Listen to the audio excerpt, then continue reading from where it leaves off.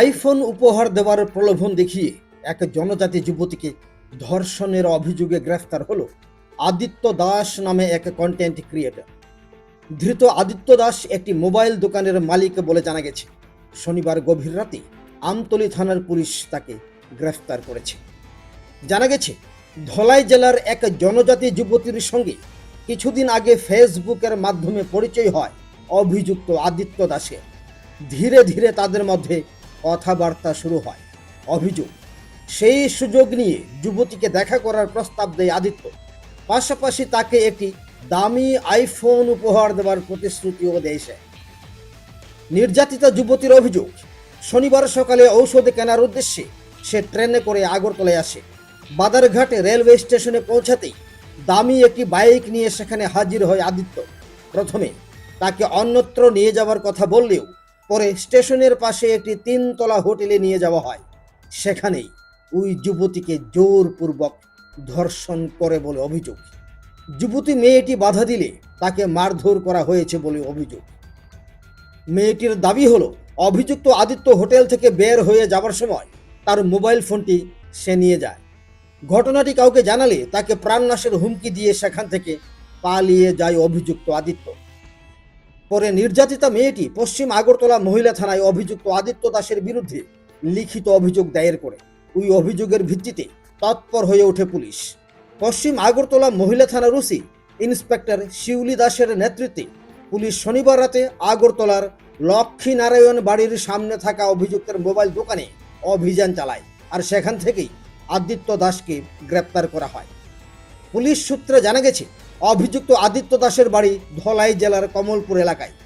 শহরের সিদ্ধি আশ্রম ও লক্ষ্মীনারায়ণ বাড়ির সামনে তার 2টি মোবাইলের দোকান রয়েছে। পাশাপাশি সে সামাজিক মাধ্যমে নিজেকে কন্টেন্ট ক্রিয়েটর হিসেবেও পরিচয় দেয়। সে বিবাহিত এবং তার সন্তানও রয়েছে বলে জানা গেছে। বর্তমানে গাঙ্গাইলি রোড এলাকায় সে বসবাস করছে বলে খবর। তাকে আটক করে থানায় নিয়ে আসার পর অভিযুক্ত নিজের প্রভাব প্রতিপত্তির কথা বলে পুলিশকে ভয় দেখানোর চেষ্টা করে। পরে শনিবার গভীর রাতেই তাকে আমতলী থানা পুলিশের হাতে তুলে দেওয়া হয়।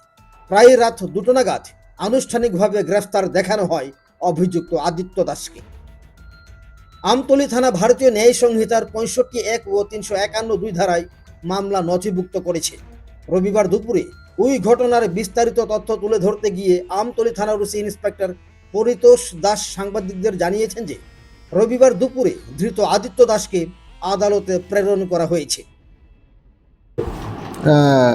আমরা একটা ওরাল রেকর্ডেড কমপ্লেন গতকাল আমরা পেয়েছি OC West Agartala women PS থেকে। ঘটনাটি হলো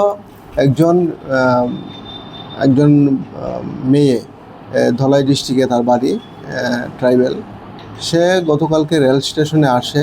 রেল স্টেশনে আসার পর তাকে আদিত্য দাস নামে একটি ছেলে তাকে মোবাইল দেওয়ার প্রলোভন দেখিয়ে গতকাল তাকে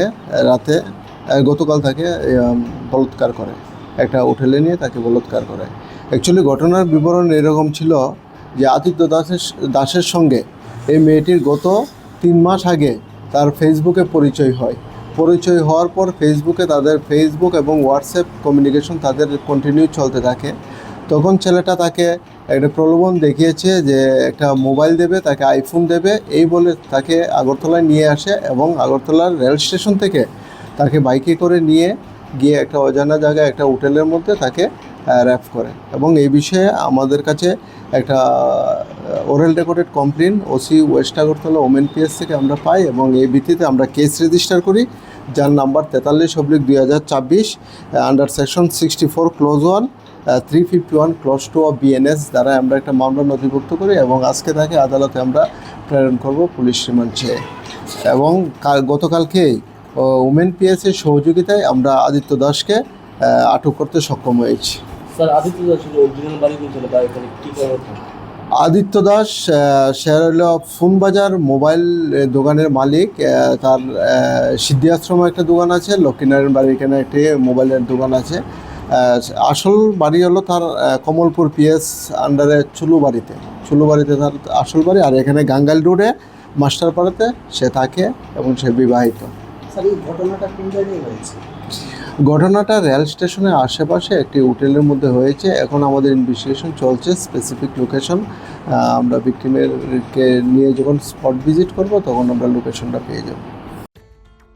তবে সরল সিধে এক জনজাতি যুবতীকে আইফোনের প্রলোভন দেখিয়ে ওই জঘন্যতম কাণ্ডের পরিপ্রেক্ষিতে তীব্র প্রতিক্রিয়ার সৃষ্টি হয়েছে বিভিন্ন মহলে। সময় এসেছে সাবধান হবার। আগরতলা থেকে সমরজিৎ চৌধুরীর রিপোর্ট টাইম নিউজ।